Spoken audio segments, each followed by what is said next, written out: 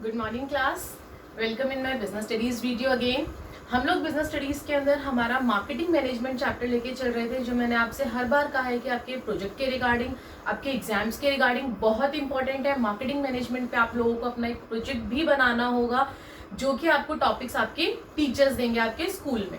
तो वही marketing management मैं यहाँ आपको समझा रही थी। अगर आपने अच्छे से समझ लिया, पढ़ लिया, तो प्रोजेक्ट के टाइम पे जब एक्सटर्नल्स आपके पास आएंगे, आपके जब इंटरनल्स हो रहे होंगे 20 मार्क्स के, वो लोग क्वेश्चंस पुटअप करेंगे, आप लोग बहुत इजीली आंसर कर देंगे अगर आपने बहुत अच्छे से इस चैप्टर को पढ़ लिया तो। अब हम लोग देखते हैं हम लोगों ने इस चैप्टर में अभी तक क्या क्या पढ़ लिया और अब हमें आगे क्या पढ़ना है। सबसे पहली चीज, मैंने आप लोगों को इसके मेन पॉइंट्स बताए थे कि 8 मेन पॉइंट्स है इसके, जिसमें से हम लोग हमारे 7 पॉइंट्स फिनिश कर चुके हैं, जिसमें से हम लोग हमारे 7 चैप्टर्स कंप्लीट 7 पॉइंट्स कंप्लीट कर चुके हैं। अब हम लोग हमारा 8 पॉइंट चल रहा था हम लोगों का। 8 पॉइंट में से हम लोगों ने क्या कर लिया, क्या करना है, देखिए क्लास। सबसे पहले हम लोगों ने हमारा इंट्रोडक्शन एंड मीनिंग देखा मार्केटिंग मैनेजमेंट का विद फिलिप कॉटलर्स डेफिनेशन। उसके बाद हम लोगों ने मार्केटिंग देखा, मार्केटिंग क्या होती है। After that what can be marketed, marketed क्या क्या करते हैं। उसके बाद मार्केटिंग मैनेजमेंट क्या होता है, उसके फीचर्स देखे। उसके बाद हम लोगों ने मेन हमारा देखा मार्केटिंग एंड सेलिंग के बीच में डिफरेंस। मार्केटिंग और सेलिंग के बीच में मैंने आपको मेन डिफरेंस एक बताया था, क्या कि मार्केटिंग में कस्टमर सेटिस्फेक्शन भी इंपॉर्टेंट है प्रॉफिट मैक्सिमाइजेशन के साथ साथ, लेकिन सेलिंग में क्या होता है, कस्टमर सेटिस्फेक्शन हो या ना हो, बट प्रॉफिट उसका मेन मोटिव होता है। उसके आगे हम लोगों ने पढ़े थे हमारे फिलोसफीज। हमने हमारे 5 कंसेप्ट पढ़े थे, 5 फिलोसफीज पढ़ी थी। Production concept, product concept, selling concept, societal concept and marketing concept. मैंने पांचों बहुत अच्छे से आपको क्लियर करे थे। भूल गए हैं तो पीछे जाके दोबारा उस वीडियो में उसको रिवाइज करिए, अच्छे से पढ़िए सारे कंसेप्ट्स। उसके बाद हम लोगों ने पढ़ा हमारा functions of marketing. Functions of marketing में हम लोगों ने हमारे 12 फंक्शंस पढ़े थे, जो कि मैंने आपको कहा था कि आने वाले पॉइंट के अंदर उन फंक्शंस को हम लोग और डिटेलिंग में पढ़ेंगे, तो वो हम लोग पढ़ रहे हैं। अब जब हमने 12 फंक्शंस कर लिए, उसके बाद मैंने आपको मेन पॉइंट आपको बताया था मार्केटिंग मिक्स। मार्केटिंग मिक्स क्या होता है, इसके अंदर कितने टूल्स आते हैं, 4 टूल्स आते हैं। चारों टूल्स मैंने आप लोगों को बताए थे कि कौन कौन से होते हैं, जिसको हम लोग 4 P's भी कहते हैं। क्या कहते हैं, 4 P's कहते हैं, क्योंकि 4 P से बनके आपका मार्केटिंग मिक्स बनता है। जिसमें से पहला था प्रोडक्ट, जो हमने हमारी लास्ट वीडियो में करा था, एंड आई होप कि आपको वो अच्छे से समझ में आ गया होगा। उसके बाद आज हम लोग करने वाले हैं हमारा प्राइस और प्लेस, कि जब हम प्रोडक्ट बनाते हैं, सबसे पहले हम लोगों ने ये देखा कि हमें प्रोडक्ट बनाना कैसे है, क्या बनाना है प्रोडक्ट, उसकी लेबलिंग, पैकेजिंग और उसका नाम, सबसे इंपॉर्टेंट चीज हम लोग क्या रखेंगे। अब हम आज की वीडियो में हमारा प्राइस देखेंगे कि आप प्राइस कैसे डिसाइड करोगे अपने प्रोडक्ट का। ये थोड़ी है कि जो मन में आया वो आपने प्राइस रख दिया, उसके लिए हमें बहुत सारे फैक्टर्स अपने माइंड में रखने पड़ते हैं जब हम लोग हमारे प्राइस को डिसाइड करते हैं। वो फैक्टर्स आज हम इस वीडियो में देखेंगे। उसके बाद है प्लेस। प्लेस यानी कि आप कहाँ पहुंचाएंगे, कैसे पहुंचाएंगे, कौन सा चैनल आप यूज करेंगे डिस्ट्रीब्यूशन के लिए, कौन सा मोड ऑफ ट्रांसपोर्ट आप यूज करेंगे, ये सारी चीजें हम लोग देखेंगे। और फिर लास्ट हम लोग आगे आने वाली वीडियो में देखेंगे हमारा प्रमोशन। अब आपने बना लिया, उसे उसके ठिकाने तक पहुंचा दिया प्रोडक्ट के, लेकिन अब हम लोग ये देखेंगे कि हम प्रमोशन कैसे करेंगे, उसका लोगों को कम्युनिकेट कैसे करेंगे, लोगों को कैसे बताएंगे, कंज्यूमर्स को कैसे बताएंगे कि हाँ भाई हमारा इस नाम का प्रोडक्ट है और वो इतना आपके लिए बेनिफिशियल है। तो आज हम लोग करने वाले हैं हमारा 2nd P और 3rd P, that is price and place, जो कि आपके एलिमेंट्स हैं।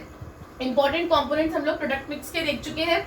हमारा मेन क्या चल रहा है अभी, एलिमेंट्स। एलिमेंट्स में भी हमारा क्या चल रहा है, प्राइस और प्लेस चल रहा है। सो क्लास, अब हम लोग हमारा मेन स्टार्ट करते हैं आज का प्राइस।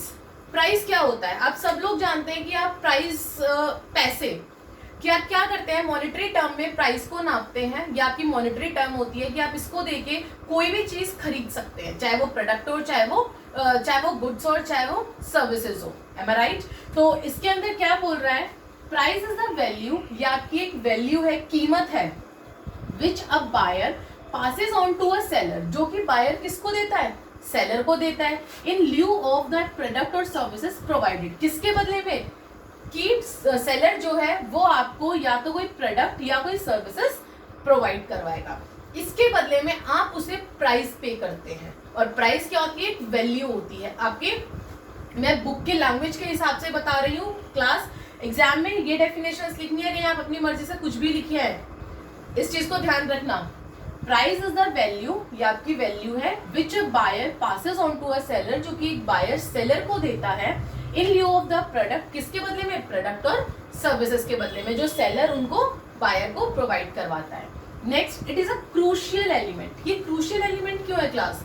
क्रूशियल एलिमेंट ये इसलिए है क्योंकि अगर आपने प्राइस गलती से गलत फिक्स कर दिया तो आपका कॉम्पिटिटर जो होगा मार्केट में वो आपसे ऊपर चला जाएगा। आपने जो प्रोडक्ट 100 रुपए का रखा, वही प्रोडक्ट आपके कॉम्पिटिटर ने 50 रुपए का रख दिया, तो लोग कौन सा प्रोडक्ट खरीदेंगे? जो आपकी बायर होगी वो कौन सा प्रोडक्ट खरीदेगी? 50 रुपए वाला, क्योंकि जबकि क्वालिटी सेम है, सारी चीजें सेम है आपके प्रोडक्ट की और आपके कॉम्पिटिटर के प्रोडक्ट की, तो वो तो 50 वाला खरीदेगी। अब ये किसकी गलती थी? आपकी। क्यों? क्योंकि आप लोगों ने सोच समझ के प्राइस नहीं रखा। तो इसीलिए ये बहुत क्रूशियल एलिमेंट है आपका, जिसे हमें बहुत सोच समझ के रखना पड़ता है। नेक्स्ट है एक्सप्रेस्ड इन मॉनेटरी टर्म्स। ये मॉनेटरी टर्म्स में एक्सप्रेस की जाती है। मॉनेटरी सेक्रीफाइसेस, हम इस मॉनेटरी को सेक्रीफाइस कब करते हैं? Which a buyer makes when. Sacrifice कौन करता है? बायर करता है। कब करता है? जब वो कोई चीज खरीदता है। मॉनेटरी का सेक्रीफाइस बायर करता है और कब करता है? जब वो कोई चीज खरीदता है। प्राइस समझ में आ गया? प्राइस क्या होता है? अब हम लोग देखते हैं प्राइस के अंदर प्राइस मिक्स क्या होता है। जब यहाँ हर चीज का मिक्स चल रहा है, हमने मार्केटिंग मिक्स देखा, प्रोडक्ट का मिक्स देखा, तो प्राइस का भी तो मिक्स होगा। तो वो प्राइस मिक्स क्या होता है? ये वही फिर दाल चावल घोलने वाले काम मत कर देना। प्राइस मिक्स का यहाँ पे मिक्स का मतलब होता है डिसीजंस लेना। दोबारा रिपीट कर रही हूँ, मिक्स का मतलब होता है डिसीजंस लेना।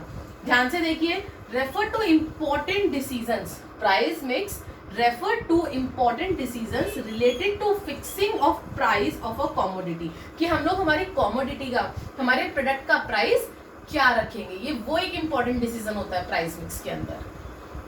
Decisions can be related to price. Decision जो लिया जाता है वो प्राइस से रिलेटेड ऑफ कॉम्पिटिटर्स प्राइस, यानी कि जो हम डिसीजंस लेते हैं वो किस किस बेसिस पे लेते हैं? Related to price of competitor, कि कॉम्पिटिटर ने क्या प्राइस रख रखा है, चाहे उसने 50 रख रखा है, मैं तो 30 रखूंगा या मैं 40 रख लूंगा।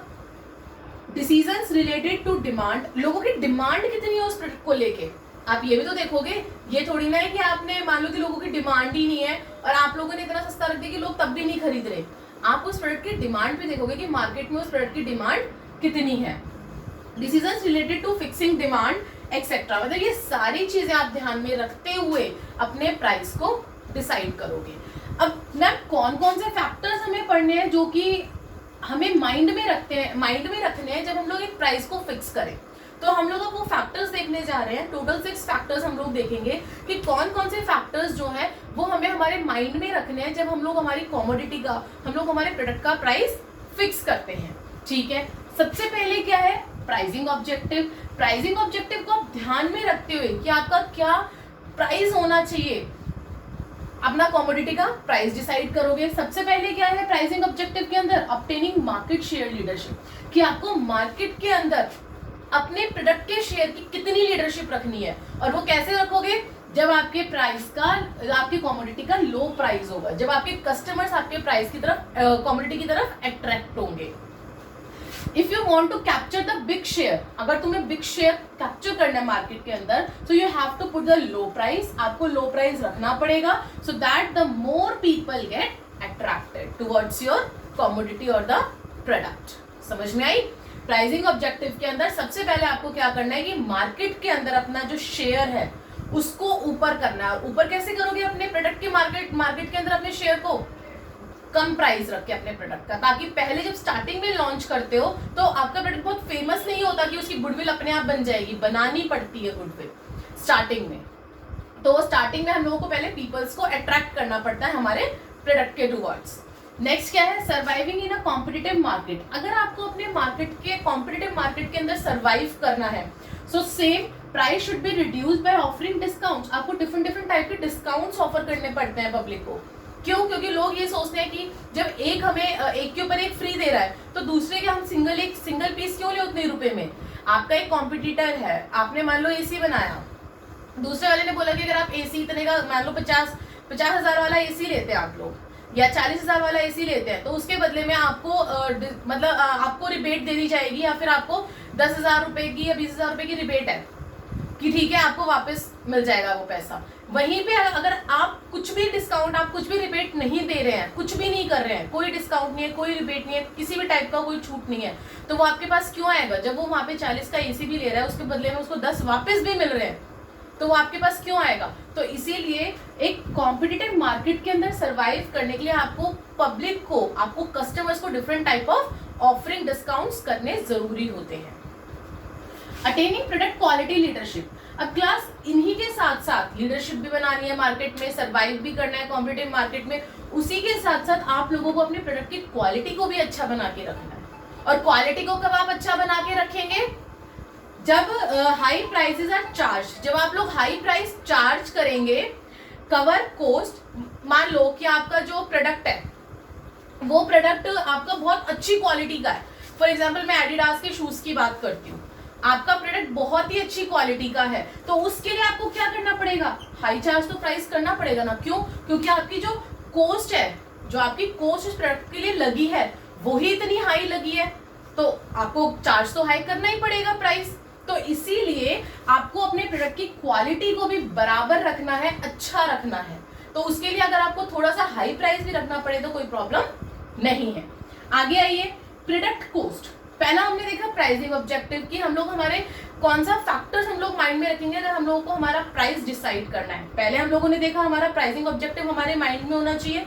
दूसरा, हमारा प्रोडक्ट कॉस्ट हमारे माइंड में होना चाहिए। फॉर एग्जाम्पल आपका जो एसी बना है वो आपका 20,000 रुपए में बना है, आपकी कंपनी का, आपकी कंपनी की जो कॉस्ट लगी है एसी बनाने में 20,000 लगी, तो अब ये थोड़ी है कि आप 10,000 का एसी बेच दोगे, 10,000 का थोड़ी ना बेच दोगे, एटलीस्ट वो आप 30 का तो बेचोगे या 25 का बेचोगे।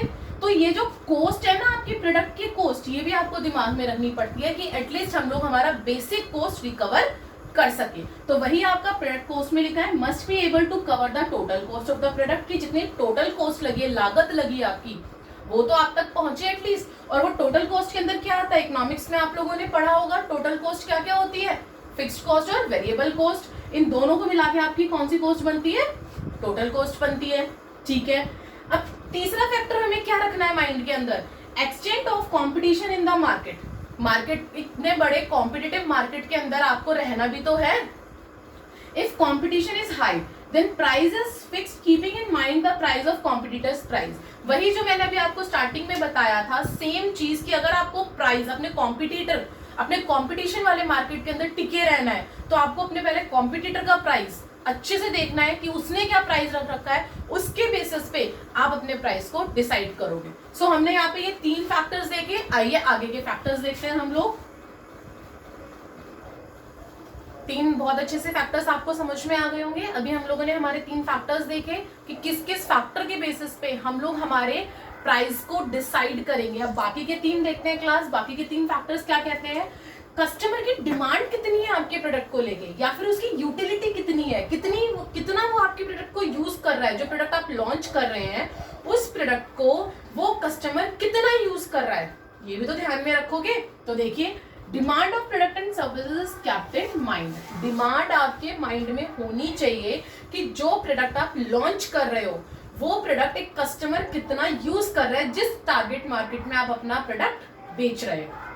ठीक है, अब हम कुछ इसके इंपॉर्टेंट पॉइंट्स पढ़ते हैं। डिमांड अगर आपकी इनइलास्टिक होती है, इनइलास्टिक का मतलब होता है कि जब आपके प्रोडक्ट का कोई और सब्स्टिट्यूट नहीं मिलता है, वेरी लेस सब्स्टिट्यूट होता है, आपने कोई ऐसा प्रोडक्ट लॉन्च करा है जिसका सब्स्टिट्यूट मिलना बहुत मुश्किल है, तो उस केस में वो कंपनी फिक्स प्राइस रखेगी ही रखेगी। क्यों? क्योंकि आपकी मजबूरी हो जाएगी उसी से खरीदना, और आप ये भी नहीं कर सकते, उसको धमकी भी नहीं दे सकते कि भाई हम तो किसी और से खरीद लेंगे, कम कर रहा है तो कर ले, नहीं दे सकते ना, कुछ भी नहीं बोल सकते उसको। तो इसीलिए अगर आपका कोई ऐसा प्रोडक्ट आप लॉन्च करो जिसका सब्स्टिट्यूट बहुत कम है तो उस केस में आप अपना प्राइस हाई रख सकते हैं। नेक्स्ट, अगर डिमांड इलास्टिक है क्लास, इलास्टिक का मतलब है कि मोर सब्स्टिट्यूट, यानी कि बहुत सारे सब्स्टिट्यूट्स हैं उस प्रोडक्ट के। टी और कॉफी देख लो, कोल्ड ड्रिंक्स के देख लो, कितने सारे सब्स्टिट्यूट्स हैं। अगर कोई ऐसा जिसका सब्स्टिट्यूट्स बहुत ज्यादा है उसके प्राइस आपको लेस रखने पड़ेंगे, क्योंकि वो आपका ना खरीद के किसी और का खरीद लेगा, कोई और उसकी वजह से कोई और सब्स्टिट्यूट खरीद लेगा। तो इसी वजह से आपको ये दोनों चीजें दिमाग में रखनी है कि सब्स्टिट्यूट कितना है आपके प्रोडक्ट का। नेक्स्ट, अगर हाई डिमांड है, अगर कोई प्रोडक्ट है उसकी बहुत ज्यादा डिमांड है, गोल्ड है, आज के टाइम पे गोल्ड कौन नहीं खरीदना चाहता, हर कोई खरीदना चाहता है, बहुत ज़्यादा डिमांड है तो उसका प्राइस क्या है, हाई है प्राइस। वहीं पे अगर मैं लो डिमांड की बात करूं, अगर आप अपने कोई भी आपके ये ले लेते हैं, कोई भी नॉर्मल गुड्स ले लेते हैं, फ्रूट्स वेजिटेबल्स ये सब है, इनकी डिमांड क्या है, नॉर्मल है, क्योंकि ये तो आते रहते हैं आपकी, इनकी तो खेती होती है, तो इसका क्या है, लेस प्राइस है, इसके बहुत ज्यादा हाई प्राइस नहीं है।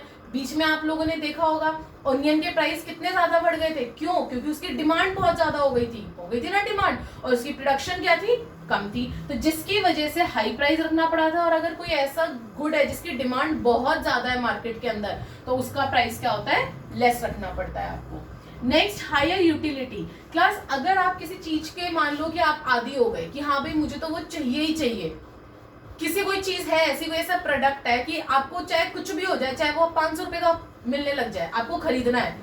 अगर आपकी हायर यूटिलिटी है तो रेडी टू पे हाई प्राइस, तो आप क्या करोगे, हाई प्राइस पे करने के लिए रेडी हो जाओगे, कोई बात नहीं 500 का मिल रहा है ना, मुझे तो चाहिए। और अगर लो यूटिलिटी है, अगर आप उस चीज को यूज ही नहीं करते हैं, अगर आपकी लो यूटिलिटी है, कोई ऐसी चीज जिसका प्राइस हाई हो रहा है, लो हो रहा है, आपको कोई फर्क ही नहीं पड़ रहा, मिल रहा है तो ठीक है, नहीं मिल रहा तो ठीक है, तो उस केस में can not charge high price, तो वो खुद ही उस चीज को हाई प्राइस चार्ज नहीं करते कि कस्टमर जो है वो हमारे पास से खरीद ले। तो ये मैंने कुछ आपको डिमांड और यूटिलिटी के पॉइंट्स बताए थे, इनको दिमाग में बहुत जरूरी है रखना अगर आप कोई प्रोडक्ट लॉन्च कर रहे हैं और उसका प्राइस डिसाइड कर रहे हैं तो। ठीक है मैम, ये भी समझ में आ गया। आगे नेक्स्ट बढ़ते हैं हम लोग गवर्नमेंट एंड लीगल रेगुलेशंस के ऊपर। अब आप अगर कोई प्राइस डिसाइड कर रहे हैं तो ये नहीं कि आप अपनी मन की मर्जी चला लेंगे, आपको गवर्नमेंट की भी रूल्स, आपको गवर्नमेंट की पॉलिसीज ध्यान में रखनी पड़ती है। अब जैसे फॉर एग्जांपल दूं मैं आप लोगों को, खाद का देती हूँ या पेट्रोल का देती हूँ, ये नहीं है कि वो लोग अपनी मर्जी से अपना प्राइस डिसाइड कर सकते हैं, उन सब का प्राइस जो है वो गवर्नमेंट की पॉलिसीज से डिसाइड होता है, उनकी अपनी मर्जी से नहीं होता। और जब तक गवर्नमेंट उन लोगों के ऊपर इंटरवेंशन, उन लोगों के बीच में इंटरवेंशन नहीं करती है, अगर मान लो गवर्नमेंट ने इंटरवेंशन नहीं किया तो वो क्या करेंगे, मोनोपोली करेंगे भाई, अपनी एकाधिकार जमाना स्टार्ट कर देंगे कि हम तो चाहे जितना मर्जी रखे, लेंगे तो लेंगे। अभी रिसेंट का एग्जांपल देती हूँ मैं आपका, सैनिटाइजर का क्या हुआ था, कंपनीज ने 500 रुपए का बेचना शुरू कर दिया था। वहीं पे जब गवर्नमेंट को पता चला तो गवर्नमेंट ने अपनी इंटरवेंशन दिखाई और उनकी मोनोपोली को खत्म करा। क्या करा, मोनोपोली को खत्म करके गवर्नमेंट ने अपना प्राइस डिसाइड किया, गवर्नमेंट ने अपनी पॉलिसी बनाई कि इससे ज्यादा 100 रुपए से ज्यादा का आप नहीं बेच सकते हैं, कुछ एमएल था आपका, उतने एमएल का आप 100 रुपए से ज्यादा नहीं बेच सकते हैं। तो ये होता है कि गवर्नमेंट का इंटरवेंशन होना जरूरी होता है। अगर गवर्नमेंट इंटरवेंशन नहीं करेगी तो प्रोड्यूसर्स जो है वो अपनी मन मर्जी से पता नहीं कितना हाई प्राइस चार्ज करना स्टार्ट कर देंगे।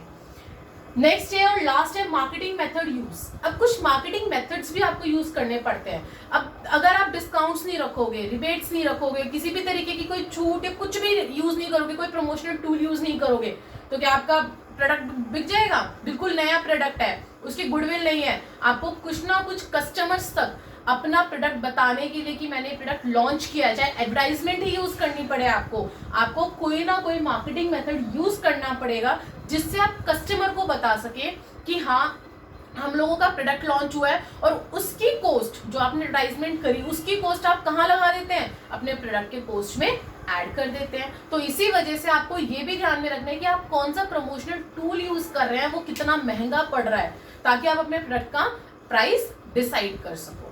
So, affected by various techniques of method of marketing used to promote the product. Promote करने के लिए प्रोडक्ट को आपको ये चीज भी ध्यान में रखनी है। तो क्लास मैंने आपको ये 6 मेन फैक्टर्स बताए कि अगर आपको अपना प्राइस डिसाइड करना है, एक अच्छा प्राइस, अपने कॉम्पिटिटर से ऊपर जाना है, तो आपको ये 6 के 6 फैक्टर्स अपने माइंड में रखने हैं प्राइस के, कि आप प्राइस कैसे डिसाइड करेंगे। ठीक है मैम, आपने हमें बोला था हम प्रोडक्ट लॉन्च कर रहे हैं, हमने हमारा प्रोडक्ट देख लिया, उसका नाम देख लिया कैसे रखते हैं, पैकेजिंग कैसी होनी चाहिए, कितनी अट्रैक्टिव होनी चाहिए वो देख लिया, ताकि वो एक अपने आप में खुद साइलेंट सेल्समैन बन जाए और हमारे प्रोडक्ट को बेचना शुरू कर दे। हमने ये देख लिया कि लेबलिंग कैसे होती है, लेबलिंग के ऊपर क्या क्या मार्क आने चाहिए, क्या क्या चीजें हम लोगों को लिखनी है लेबलिंग के ऊपर, हमने ये भी देख लिया। अब हमने ये भी देख लिया कि हमें प्राइस कैसे डिसाइड करना है। अब आगे क्या देखोगे? अब आगे आप देखोगे कि आप अपना सामान कस्टमर तक पहुंचाओगे कैसे। कोई प्लेस भी होगी, ये थोड़ी है जहाँ पे आपकी फैक्ट्री है उसी के आसपास सारे कस्टमर आपका सामान खरीद लेंगे, मार्केट तक तो पहुंचाना पड़ेगा। तो अब हम लोग हमारा 3rd P स्टार्ट कर रहे हैं, जो कि है प्लेस और physical distribution. This is your 3rd P in the marketing mix. Okay, place refers to the set of decision. Place क्या होता है? ये एक सेट ऑफ डिसीजन है that need to be taken, जो कि हर एक प्रोड्यूसर को, हर एक मार्केटर को लेना पड़ता है in order to make the product, अपना प्रोडक्ट अवेलेबल कराने के लिए एक राइट टाइम पे और एक राइट प्लेस पे, ताकि जो कस्टमर है, कस्टमर वो उस प्रोडक्ट को बाय कर सके और साथ में सेटिस्फाइड हो सके आपके प्रोडक्ट से, आपकी सर्विसेज से।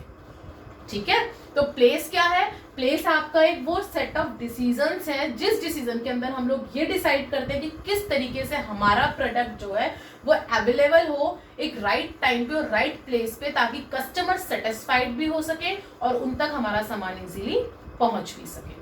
समझ में आ गया प्लेस क्या होता है?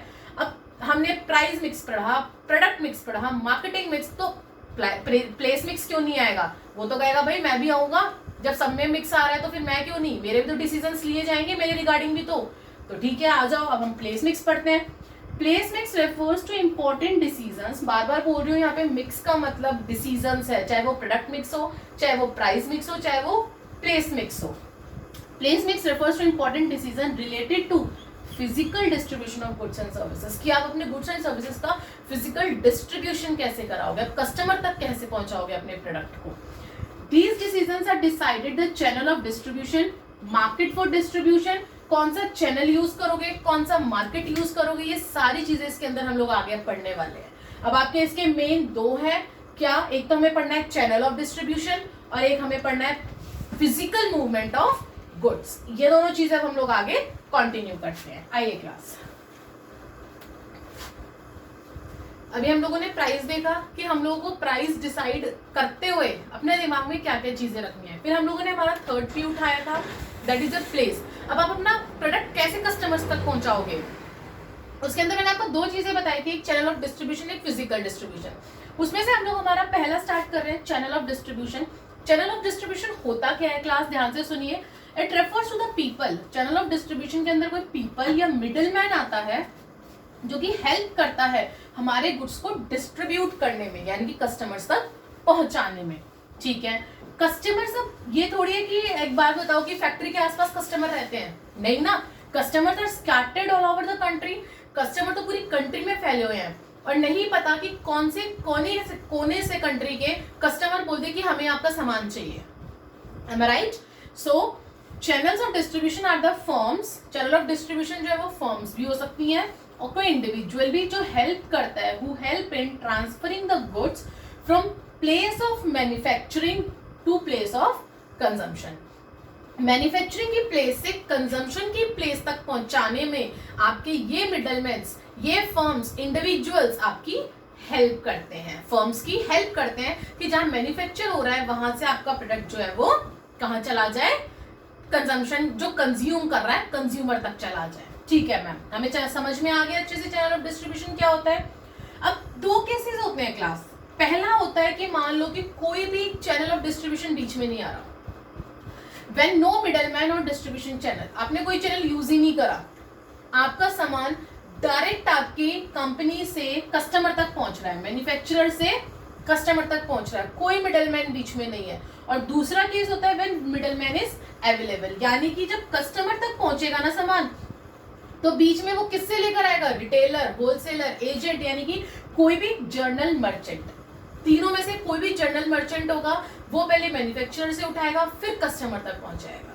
तो ये दोनों केसेस हैं आपके। पहला बताया मैंने जब कोई मिडलमैन नहीं है, और दूसरा बताया मैंने जब कोई ना कोई मिडलमैन बीच में हो। ठीक है, अब फंक्शंस के एंड डिस्ट्रीब्यूशन ऑफ चैनल के काम क्या करते हैं, जो मिडलमैन होते हैं आपके क्या काम करते हैं ये आपके, ध्यान से सुनना। सबसे पहले ये सॉर्टिंग करते हैं। सॉर्टिंग क्या होता है, repack them according to quantity, size और प्राइस। मान लो एक होलसेलर है, होलसेलर मैन्युफैक्चरर से बल्क में सामान ले आया, अब उसे बेचना रिटेलर को, वो लेकर आया 100 किलो, कोई मान लो वो चीनी लेकर आया 100 किलो, अब उसको रिटेलर को मान लो कि 50 किलो एक को देनी है, 50 एक को देनी है, तो वो साइज और क्वांटिटी के हिसाब से उनको रीपैक करेगा दोबारा से, तो वही वो करेगा, सॉर्टिंग करेगा मिडिलमैन ये काम। ठीक है, एक्यूमुलेशन करेगा, maintain large stock of goods so that there is smooth supply of goods without any delay. अब मान लो अगर आपके पास चीनी 100 किलो आप लेकर आए, लेकिन कस्टमर आपके रिटेलर आपके पास आ गए 3-4 50-50 किलो चीनी लेने, अब आप कहाँ से दोगे, नहीं दे पाओगे ना। तो इसीलिए इसको एक्यूमुलेशन करके रखना पड़ता है, यानी कि एक लार्ज स्टॉक मेंटेन करके रखना पड़ता है अपने पास, कि कितने भी कस्टमर, कितने भी रिटेलर आ जाएं, उसके पास उस टाइम पे वो प्रोडक्ट अवेलेबल हो, उसको सप्लाई में प्रॉब्लम ना आए। This is your accumulation. Assortment, they assemble different product at one place. वो लोग कोशिश करते हैं कि जो डिफरेंट आपके प्रोडक्ट है वो एक जगह पे, सारी चीजें एक जगह पे आपको मिल सके, ताकि जो कस्टमर है उसको अलग अलग जगह पे ना जाना पड़े। इसे मैं आपको रिटेलर का एग्जांपल दूंगी। रिटेलर क्या करता है, अपने पास मैक्सिमम जो आपकी जरूरत का सामान होता है वो सारा रखता है ना एक प्लेस पे, ताकि आपको प्रॉब्लम ना हो। आपको ये ना हो कि आप चीनी लेने एक दुकान पे जा रहे हैं, चावल लेने दूसरी दुकान पे जा रहे हैं, आटा लेने तीसरी दुकान पे जा रहे हैं, ऐसा तो नहीं होता ना। चीनी, आटा, चावल सब कुछ आपको आपकी परचून की दुकान पे मिल जाता है। तो वही चीज वो बोल रहा है कि कोशिश ये करते हैं मिडलमैन कि अपने पास एक सामान अपनी एक जगह पे रख सके असेंबल करके, ताकि कस्टमर को प्रॉब्लम ना हो। नेक्स्ट वो पैकेजिंग भी करते हैं। पहले तो वो बल्क में ले आते हैं, बल्क में लाके क्या करते हैं, फिर वो थोड़ा थोड़ा अलग अलग जगह पे पैक कर देते हैं सामान को, कि कस्टमर को मान लो उसे 10 पन्नियां आधी किलो की बना दी, 10 1 किलो की 1 kg की बना दी, 10 उसने 2 kg इसकी बना दी। जो मांगने आएगा, जो कस्टमर को 2 kg की चाहिए उसको 2 kg की दे दी। जिस टाइम कस्टमर आया 1 kg की चाहिए, फटाफट पकड़ा दी। डिले तो नहीं हुआ ना काम करने में। उसने लाके अगर पहले से रिपैक कर रखा था रिटेलर ने, तो उसने फटाफट आपको पकड़ा दिया, कस्टमर को पकड़ा दिया। तो वही बोल रहे हैं, बल्क में तो बाय लाख करते हैं, लेकिन उसके बाद उसे स्मॉल लॉट्स में क्या करते हैं, रिपैक करते हैं। प्रमोशन भी करते हैं। अब मान लो कि आप किसी शॉपकीपर को जानते हैं, उसके पास जाओगे, आप कहोगे तुम बताओ कि भाई अच्छा कौन सा है, तो वो जो यूज करता होगा, उसको जिस कंपनी से बेनिफिट हो रहा होगा वो तो उसी का नाम लेगा। वो क्वालिटी वाइज क्यों बताएगा, वो कहेगा नहीं भाई साहब ये वाला ले लो, मैम ये वाला ले लीजिए, आप सर ये वाला ले लीजिए, ये बहुत अच्छा है। वो तो यही कहेगा। वो ये क्यों देखेगा कि भाई किसकी क्वालिटी अच्छी है, जिससे उसको बेनिफिट हो रहा होगा, जिस मैन्युफैक्चरर से, वो तो उसी का बेचने की कोशिश करेगा। तो वो प्रमोशंस भी करते हैं आपके प्रोडक्ट का, जो मिडलमैन होते हैं, ठीक है। Offer some promotional tools to attract customer. कई बार प्रमोशनल टूल्स भी वो लोग अपनी तरफ से लगा देते हैं कि हाँ भाई आप एक ले लीजिए, दूसरा आपको फ्री है, ताकि उसके पास से वो सामान ज्यादा बिके। Negotiation, middleman negotiate with manufacturer as well as with customer. यानी कि कई बार होता है कि वो लोग नेगोशिएशन भी करते हैं, चाहे वो कस्टमर के साथ करे और चाहे वो मैन्युफैक्चरर के साथ करे। प्राइस से रिलेटेड, क्वांटिटी से रिलेटेड और गारंटी से रिलेटेड, हर तीनों चीजों से रिलेटेड वो लोग कस्टमर और मैन्युफैक्चरर से नेगोशिएट भी करते हैं, ठीक है। रिस्क टेकिंग, अब मिडलमैन के पास सबसे बड़ा रिस्क होता है, उसके पास सामान तो बल्क में होता है। अगर इन केस नहीं बिका, खराब हो गया, टूट गया, तो वो क्या करेगा, है ना बहुत बड़ा risk. Middleman bear risk of spoilage और डैमेज ऑफ गुड्स, या तो खराब होने का, टूटने का, उसके पास बहुत ज्यादा रिस्क होता है, because they maintain large stock, क्योंकि वो लार्ज स्टॉक मेंटेन करके रखता है। तो ये थे फंक्शंस। अब हम लोग हमारे नेक्स्ट टॉपिक पे आते हैं, जो कि आपका चैनल ऑफ डिस्ट्रीब्यूशन। मैं आपको बताती हूँ कि बीच में मिडलमैन कौन कौन होता है और वो कैसे सप्लाई करता है।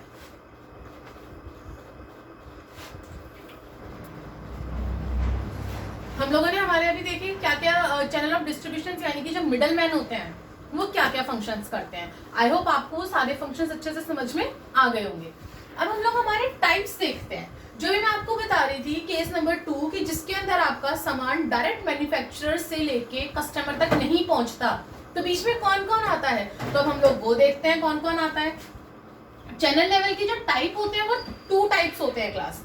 पहला जीरो लेवल चैनल, जिसको हम लोग डायरेक्ट चैनल भी कहते हैं। दूसरा इनडायरेक्ट चैनल, यानी कि ये 2 पार्ट होते हैं। दोबारा रिपीट कर रही हूँ, डायरेक्ट और इनडायरेक्ट। डायरेक्ट का दूसरा नाम होता है जीरो लेवल, कि बीच में इनके कोई नहीं होता।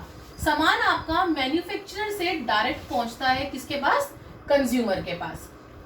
कैसे पहुंचता है, directing sale by appoint salesman. वो लोग कंपनी वाले डायरेक्ट ही सेल्समैन को अपॉइंट कर लेते हैं, या मेल ऑर्डर के थ्रू पहुंचाते हैं, थ्रू इंटरनेट या थ्रू टेलीशॉपिंग। यानी कि आपके पास डायरेक्ट सामान आपकी फैक्ट्री से पहुंच रहा है।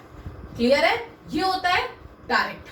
अब आता है इनडायरेक्ट। इनडायरेक्ट के अंदर आपके 3 टाइप होते हैं क्लास। कौन कौन से, 1 लेवल, 2 लेवल और 3 लेवल। अब इसमें 1 लेवल में, 2 लेवल में और 3 लेवल में बीच में कौन कौन आ गया, मैन्युफैक्चरर और कंज्यूमर के। 1 लेवल के अंदर तो आ गया आपका रिटेलर, कौन आ गया, रिटेलर। दूसरा 2 लेवल के अंदर एक आ गया आपका होलसेलर जो बल्क में सामान लाता है, फिर रिटेलर लाता है, होलसेलर और फिर कंज्यूमर, और लास्ट 3 लेवल में आपका कौन आ जाता है बीच में, एजेंट और डिस्ट्रीब्यूशन। यानी कि आपके सामान जो आपके पास पहुंच रहा है वो डायरेक्ट फैक्ट्री से नहीं आ रहा। इसका मैं आपको एक बहुत ही अच्छा एग्जांपल दे दूं तो कि आपका मान लो फॉर एग्जांपल चीनी है, शुगर है, कि डायरेक्ट मैन्युफैक्चरर से कंज्यूमर के पास पहुंचती है, नहीं, बीच में एजेंट भी होता है, फिर होलसेलर भी होता है, फिर रिटेलर भी होता है, और लास्ट में आप रिटेलर से सामान लेकर आते हैं। सो ये 3 लेवल थे आपके जो इनडायरेक्ट लेवल थे। मैंने आपको तीनों बहुत अच्छे से एक्सप्लेन करे। पहला 1 लेवल जिसके अंदर रिटेलर आ गया, 2 लेवल होलसेलर आ गया, 3 लेवल एजेंट और डिस्ट्रीब्यूटर। उसके बाद वो होलसेलर के पास जाएगा, होलसेलर रिटेलर होलसेलर से लाएगा, और लास्ट में कंज्यूमर के पास सामान आएगा। क्लियर है? ये होते हैं आपके चैनल ऑफ डिस्ट्रीब्यूशन। इस तरीके से आपके पास सामान पहुंचता है। अब कुछ फैक्टर्स होते हैं। अब ये जो हम लोग चैनल चॉइस करते हैं कि कौन सा चैनल हमें यूज करना है, आपको कैसे पता कि आप कौन से प्रोडक्ट के लिए कौन सा चैनल यूज करोगे, वो फैक्टर्स हम लोग पढ़ते हैं कि किन फैक्टर्स के थ्रू आप ये चीज डिसाइड करोगे।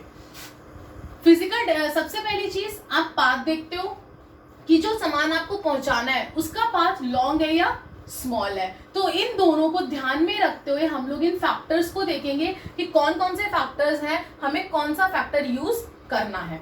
ठीक है, सबसे पहला है प्रोडक्ट रिलेटेड फैक्टर, कि प्रोडक्ट कैसा है आपका। सबसे पहले यही तो देखोगे ना कि प्रोडक्ट है क्या, उसके हिसाब से तो आप चैनल ऑफ डिस्ट्रीब्यूशन आप चॉइस करोगे। इसके अंदर क्या क्या देखोगे, वैल्यू ऑफ प्रोडक्ट। अगर आपका एक्सपेंसिव प्रोडक्ट है, बहुत महंगा प्रोडक्ट है, तो आप कोशिश करोगे डायरेक्ट सेल कर सको, आप किसी मिडिल मैन को बीच में नहीं लाओगे। उसी तरीके से अगर लेस कॉस्टली प्रोडक्ट है, अगर कोई ज्यादा कॉस्ट नहीं है, मान लो उसकी 100 रुपए भी कॉस्ट नहीं है, तो उसमें क्या होता है कि आप लोग लॉन्गर चैनल यूज करते हो। Next, product complexity. प्रोडक्ट की कॉम्प्लेक्सिटी कैसी है, अगर वो कॉम्प्लेक्स है, अगर वो कॉम्प्लेक्स है तो आप क्या करते हो, आप एक्सपर्ट्स की एडवाइस वगैरह लेते हो, उनसे डिस्कशन करते हो, उसके बाद आप कोशिश करते हो कि आप डायरेक्ट सेल कर सको if the product is complex. But if the product is simple, अगर प्रोडक्ट बिल्कुल सिंपल है, कोई कॉम्प्लेक्स नहीं है, तो उस केस में क्या करोगे, आप लॉन्गर चैनल यूज करोगे। अब आप नेचर भी देखोगे प्रोडक्ट का, प्रोडक्ट का नेचर कैसा है, वो पेरिश, वो क्या कहते हैं, कस्टमाइज्ड है या आपका स्टैंडर्डाइज्ड है। कस्टमाइज्ड का मतलब होता है कि आप कस्टमर ने अपने अकॉर्डिंग कुछ बनवाया है, उसने बोल के बनवाया है कि मुझे ऐसा चाहिए सामान, ऐसा प्रोडक्ट चाहिए, मतलब उसकी इंस्ट्रक्शंस, कस्टमर की इंस्ट्रक्शंस से अगर बना है, कस्टमाइज्ड है, तो आप डायरेक्ट सेल कर दोगे, यानी कि उस तक डायरेक्ट पहुंचाओगे कि बीच में कोई मिडलमैन कुछ गड़बड़ ना कर दे। लेकिन वहीं पे अगर स्टैंडर्डाइज्ड प्रोडक्ट है, यानी कि आपका कोई नॉर्मल प्रोडक्ट है, तो आप क्या करते हो, इनडायरेक्ट चैनल यूज करते हो। लास्ट, आपका प्रोडक्ट और रिलेटेड फैक्टर्स का, पेरिशिएबल और नॉन पेरिशिएबल, जल्दी खराब होने वाला है या देर तक चलने वाला है, ये भी आप देखोगे अपने प्रोडक्ट के अंदर। अगर तो वो पेरिशिएबल है, जल्दी खराब हो जाएगा, तो क्या कोशिश करोगे, जल्दी से जल्दी कस्टमर तक पहुंचे, यानी कि डायरेक्ट सेल हो। और अगर वो नॉन पेरिशिएबल है, अगर वो जल्दी खराब होने वाला है, तो आप क्या करोगे, लॉन्ग चैनल यूज करोगे। सॉरी, जल्दी खराब होने वाला नहीं है, अगर नॉन पेरिशिएबल है, जल्दी खराब होने वाला नहीं है, तो आप क्या करोगे, लॉन्ग चैनल यूज करोगे। कोई बात नहीं, कस्टमर तक आराम से पहुंच जाएगा 1 दिन में, 2 दिन में। लेकिन हाँ, अगर वो 24 घंटे के अंदर अंदर खराब होने वाला कोई प्रोडक्ट है आपका, कोई कुछ भी है, तो आप क्या कोशिश करोगे, उसे डायरेक्ट कस्टमर तक जल्दी से जल्दी पहुंचाने की कोशिश करोगे। और आगे के फैक्टर्स देखते हैं हम लोग। सेकंड फैक्टर क्या है इसका, अभी हम लोगों ने हमारा प्रोडक्ट रिलेटेड फैक्टर देखा कि प्रोडक्ट के क्या क्या चीजें हम लोग प्रोडक्ट के अंदर देखेंगे कि जिससे हम लोग ये डिसाइड करेंगे हमारा चैनल ऑफ डिस्ट्रीब्यूशन क्या होना चाहिए। अब हम लोग हमारे आगे के फैक्टर्स देखते हैं क्लास की, किस किस फैक्टर को आपको ध्यान में रखना है। प्रोडक्ट से रिलेटेड हम लोगों ने फैक्टर ध्यान में रखा, अब हम लोग हमारे कंपनी से रिलेटेड भी तो फैक्टर ध्यान में रखेंगे। कंपनी ये थोड़ी है कि कंपनी को बिल्कुल ही, कंपनी तो बहुत माला माल है, जो मर्जी कर सकती है, ऐसा थोड़ी है। तो कंपनी क्या क्या ध्यान में रखेगी, अपना फाइनेंस और अपना डिग्री ऑफ कंट्रोल, कि उसे कंट्रोल अपने हाथ तक भी रखना है या फिर उसे वो पास ऑन कर सकती है। सो अगर कंपनी फाइनेंशियली प्रॉब्लम है, कंपनी को अगर कंपनी के पास बहुत ज्यादा पैसा नहीं है देने के लिए, तो वो क्या कोशिश करेगी, वो डायरेक्ट सेल करने की कोशिश करेगी। ऑब्वियस सी बात है, अगर उसको पैसा एजेंट को देने के लिए नहीं है, तो वो एजेंट को क्यों हायर करेगी, वो तो डायरेक्ट सेल करेगी ना। उसी तरीके से अगर फाइनेंशियली वीक कंपनी, अगर फाइनेंशियली प्रॉब्लम नहीं है कंपनी को, सॉरी क्लास, अगर फाइनेंशियल प्रॉब्लम नहीं है, तो वो डायरेक्ट सेल करती है। लेकिन अगर फाइनेंशियली प्रॉब्लम है उसको, अगर मान लो कि उसके पास पैसा कम है, तो वो ये कोशिश करेगी कि भाई मैं अपना सामान ज्यादा से ज्यादा कस्टमर्स के पास पहुंचाऊं ताकि मेरा मैक्सिमम से मैक्सिमम सामान बिके। तो उस केस में वो क्या करेगी, डिपेंड ऑन डिस्ट्रीब्यूशन चैनल, वो सस्ते से सस्ता चैनल यूज करने की कोशिश करेगी। दोबारा रिपीट कर रही हूं मैं, क्या अगर फाइनेंशियल प्रॉब्लम उसे कंपनी को नहीं है किसी भी तरीके की, तो वो डायरेक्ट सेल करेगी। और अगर कंपनी फाइनेंशियली वीक है तो वो क्या करेगी, डिस्ट्रीब्यूशन चैनल्स पे डिपेंड होगी। ठीक है। डिग्री ऑफ कंट्रोल, अब कंपनी ये देखेगी कि कंट्रोल मुझे सारा अपने हाथ में रखना है या वो कंट्रोल जो है वो बांट सकती है। अगर फर्म वांट्स टाइट कंट्रोल, अगर कंट्रोल कंपनी को अपने हाथ में रखना है, तो वो क्या यूज करेगी, शॉर्ट पाथ यूज करेगी। क्यों? क्योंकि वो किसी और को अपनी शेयरिंग, अपना कंट्रोल नहीं करना चाहती, अपना कंट्रोल किसी के साथ शेयर नहीं करना चाहती। वहीं पे अगर फर्म शेयरिंग करना चाहती है कंट्रोल को, कि हाँ भाई मैं अपना कंट्रोल किसी और के हाथ में दे सकती हूँ, मुझे कोई प्रॉब्लम नहीं है, तो इस केस में वो क्या करेगी, इंटरमीडिएटरीज को अपॉइंट करेगी कि हाँ मेरा अपना अपने पास कंट्रोल है, अगर मैं ये प्रोडक्ट अपने आगे इंटरमीडिएटर को देती हूँ तो वो मेरे साथ कोई गलत काम नहीं, वो मुझे कोई धोखा नहीं देंगे मेरे इंटरमीडिएटरीज। ओके, तो ये दो चीजें कंपनी ध्यान में रखती है। दोबारा रिपीट कर रही हूँ, फाइनेंस और डिग्री ऑफ कंट्रोल। फाइनेंस में अगर कोई फाइनेंशियल प्रॉब्लम नहीं है, डायरेक्ट सेल, अगर है तो डिपेंड अपॉन डिस्ट्रीब्यूशन। और डिग्री ऑफ चैनल में फर्म को अगर अपने हाथ में कंट्रोल रखना है तो शॉर्ट पार्ट, और अगर फर्म शेयर करना चाहती है तो अपॉइंट इंटरमीडिएटरीज। नेक्स्ट फैक्टर आपका कॉम्पिटिटिव फैक्टर। क्लास हमेशा याद रखना, जब भी आप अपना चैनल चूज करते हैं कि कौन सा चैनल यूज करना है, उस केस में आप कभी भी अपना कॉम्पिटिटर वाला चैनल यूज नहीं करते हैं। Note choose same channel which is selected bye competitor. कभी भी जो कॉम्पिटिटर चूज कर रहा है वो चैनल आप चूज नहीं करते, उससे हमेशा अलग चैनल चूज करते हैं। Next, market related factors. हमने प्रोडक्ट रिलेटेड देखा, कंपनी रिलेटेड देखा, कंपटीशन से जो हमारा कॉम्पिटिटर है उससे रिलेटेड देखा। अब हमारी बारी आती है मार्केट रिलेटेड फैक्टर्स देखने की। मार्केट से हम लोग रिलेटेड क्या क्या चीजें देखेंगे, अपने प्रोडक्ट को किस चैनल के थ्रू पहुंचाना है, उसमें हम लोग क्या क्या ध्यान में रखेंगे। सबसे पहले नेचर ऑफ मार्केट। मार्केट का नेचर कैसा है, क्या मार्केट इंडस्ट्रियल मार्केट है या कंज्यूमर मार्केट है। अगर तो वो इंडस्ट्रियल मार्केट है तो वो डायरेक्ट सेलिंग कर सकते हैं, हाँ भाई इंडस्ट्री में ही पहुंचाना है सामान, फैक्ट्री से कोई दिक्कत नहीं है, डायरेक्ट सेल कर दो। लेकिन वहीं पे अगर कंज्यूमर मार्केट है, कंज्यूमर को सामान टू द टाइम, मतलब at the time to the point चाहिए कि हाँ भाई जब कस्टमर लेने जाए उसको वहां पे अवेलेबल मिले, तो हम लोग कोशिश करते हैं डिस्ट्रीब्यूशन चैनल हमारा अच्छे से अच्छा यूज करते हैं कि उन तक जल्दी से जल्दी सामान पहुंच जाए। नेक्स्ट है साइज ऑफ मार्केट। मार्केट का साइज कैसा है class, large number of customers है या स्मॉल। आपके प्रोडक्ट के लिए वहां पे कस्टमर्स, ज्यादा कस्टमर्स वेट कर रहे हैं, डिमांड ज्यादा या कम है। अगर कस्टमर्स बहुत ज्यादा हैं तो ज्यादा इंटरमीडिएटरीज को लगा दोगे आप, भी जल्दी जल्दी सामान पहुंचाओ, जल्दी जल्दी सामान पहुंचाओ। वहीं पे अगर कम है तो आप डायरेक्ट चैनल करोगे कि हाँ भाई जब कस्टमर्स ही कम है तो आराम से भी अगर सामान जा रहा है तो क्या दिक्कत है, सामान तो पहुंच रहा है टाइम से। लेकिन अगर बहुत ज्यादा कस्टमर्स होते हैं तो आप मैक्सिमम से मैक्सिमम सप्लाई करने की कोशिश करते हैं अपने सामान की। नेक्स्ट, ज्योग्राफिकल कंसंट्रेशन कैसा है। बायर्स अगर लिमिटेड है तो आप डायरेक्ट चैनल यूज करते हैं, लेकिन अगर बायर्स पूरे उसमें आपकी कंट्री में फैले हुए हैं कि हाँ भाई हमें अलग अलग स्टेट में पहुंचाना है, तो अलग अलग स्टेट में पहुंचाने के लिए आप मैक्सिमम से मैक्सिमम चैनल यूज करते हैं। कहीं 2 लेवल कर लिया, कहीं 3 लेवल कर लिया, कहीं 1 लेवल, तो मैक्सिमम से मैक्सिमम मोर चैनल्स आप यूज करते हैं। नेक्स्ट है क्वांटिटी परचेज। अब कितनी क्वांटिटी परचेज करनी है मार्केट के अंदर लोगों को। ऑर्डर साइज आपका बड़ा है या छोटा है।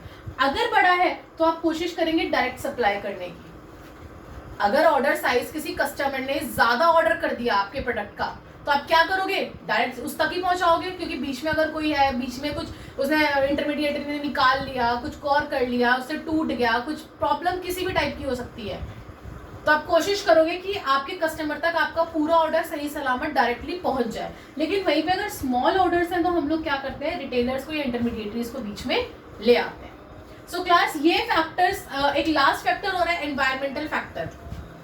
एनवायरमेंटल फैक्टर के अंदर आप देखते हैं कि इकोनॉमी हमारी डिप्रेस्ड में है या बूम में है। डिप्रेस्ड में होती है तो आप शॉर्टर चैनल यूज करने की कोशिश करते हैं। क्यों? क्योंकि आपके पास पैसा नहीं होता है इतना देने के लिए, तो आप शॉर्टर से शॉर्टर चैनल यूज करने की कोशिश करेंगे। बूम में आप क्या करते हैं कि हाँ भाई कोई बात नहीं, नॉर्मल है हमारी इकोनॉमी, हम लोग अगर कोई भी चैनल यूज करें तो प्रॉब्लम नहीं होगी। लेकिन डिप्रेस्ड में हम हमारा शॉर्टर चैनल यूज करने की कोशिश करते हैं। सो क्लास ये कुछ फैक्टर्स थे जिन फैक्टर्स को आपको माइंड में रखते हुए क्या करना है कि क्या कहते हैं, हमारे कौन सा चैनल हमें यूज करना है।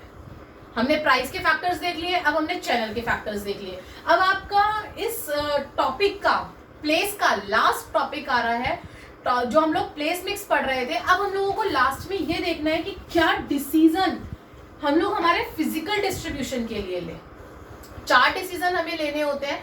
4 में से आपका पहला डिसीजन है ऑर्डर प्रोसेसिंग। ऑर्डर प्रोसेसिंग यानी कि इस टॉपिक के अंदर डिसीजन इन फिजिकल डिस्ट्रीब्यूशन और कंपोनेंट्स ऑफ फिजिकल डिस्ट्रीब्यूशन, ये कह लो कि कंपोनेंट्स कौन कौन से हैं, या फिर ये कह लो कि डिसीजंस कौन कौन से हम लोग लेते हैं हमारे जब हमें डिस्ट्रीब्यूट करना होता है हमारे गुड्स और सर्विसेज को। सबसे पहले ऑर्डर प्रोसेसिंग होता है। ऑर्डर प्रोसेसिंग के अंदर क्या होता है, it means the time and steps, वो टाइम और वो स्टेप्स जो इन्वॉल्व होते हैं between taking order from customer, जब एक फर्म ऑर्डर लेती है कस्टमर से, and delivery of goods as per order, मतलब वो बीच का टाइम जब आपकी कस्टमर जो है आपके पास ऑर्डर देती है और आप उस ऑर्डर को उस कस्टमर तक पहुंचाते हैं, उस बीच का जो आपका टाइम है, जो आपके स्टेप्स हैं, these are known as order processing. Okay ma'am, ये समझ में आ गया। Companies are now looking forward for information technology based system of order processing to make it fast and satisfies customer. इसके अंदर क्या होता है, कंपनी कोशिश करती है नई से नई टेक्नोलॉजी यूज करने के लिए कि हम लोग हमारे कस्टमर तक सामान जो है वो जल्दी से जल्दी पहुंचाए, ताकि हमारा कस्टमर सेटिस्फाई हो जाए, हमारे कस्टमर को हमारी सर्विसेज से हमारे ऑर्डर प्रोसेसिंग के टाइम, जो ये टाइम बीच में गैप दिया है, उससे कोई प्रॉब्लम ना हो और वो हमारा कस्टमर कॉम्पिटिटर के पास ना चला जाए। बाकी 3 कंपोनेंट्स और देखते हैं हम लोग इसके। आइए,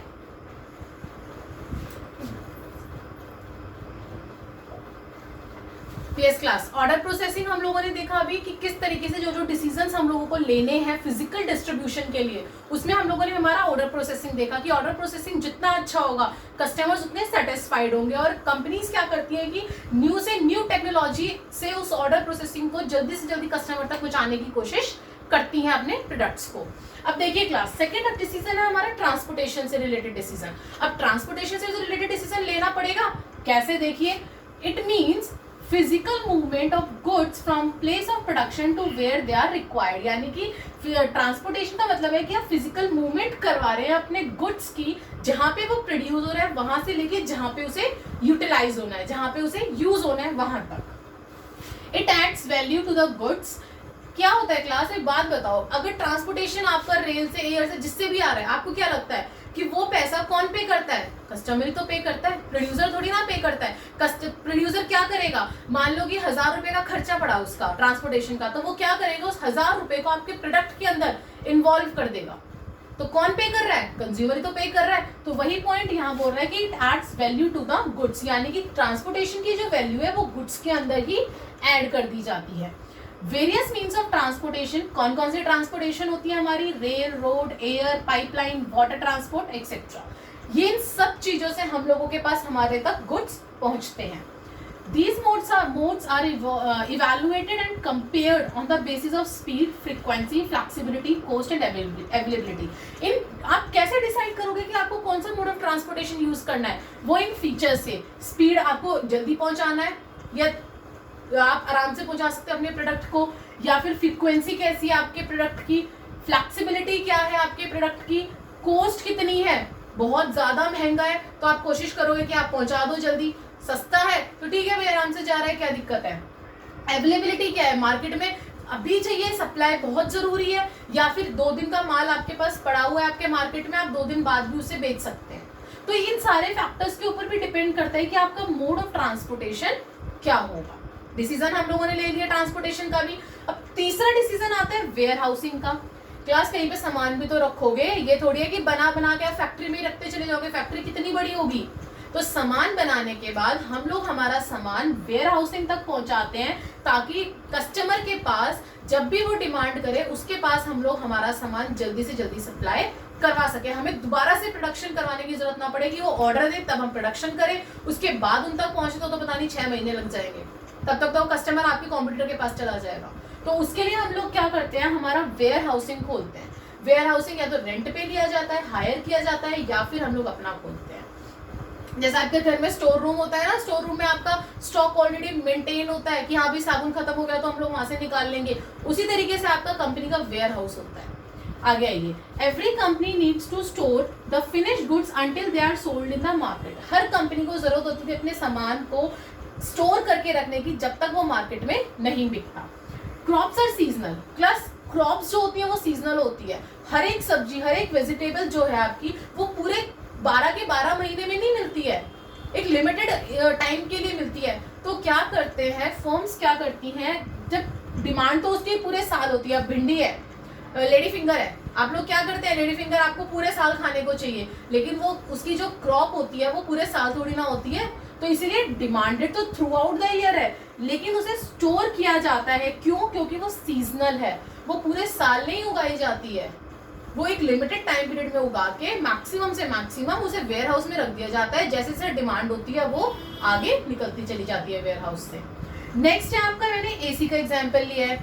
अब एसी क्या होता है, produce through out the year. Produce तो वो थ्रू आउट द ईयर हो रहा है, क्योंकि एक एसी बनने में ये नहीं कि 2 दिन में एसी बन गया या 3 दिन में एसी बन गया, एसी बनने में टाइम लगता है, तो उसकी प्रोडक्शन तो थ्रू आउट द ईयर हो रही है, लेकिन डिमांड जो है वो उसकी पर्टिकुलर सीजन में होती है। समर में तो डिमांड करते हो, विंटर में कौन एसी लेकर आता है, नहीं लाता ना कोई, समर में एसी आता है। तो ये मैंने आपको 2 एग्जांपल्स इसीलिए दिए कि किसकी demand through out the year है और वो सीजनल है, और क्या चीज आपकी through out the year produce होती है और लेकिन डिमांड जो होती है वो उसकी सीजनल होती है।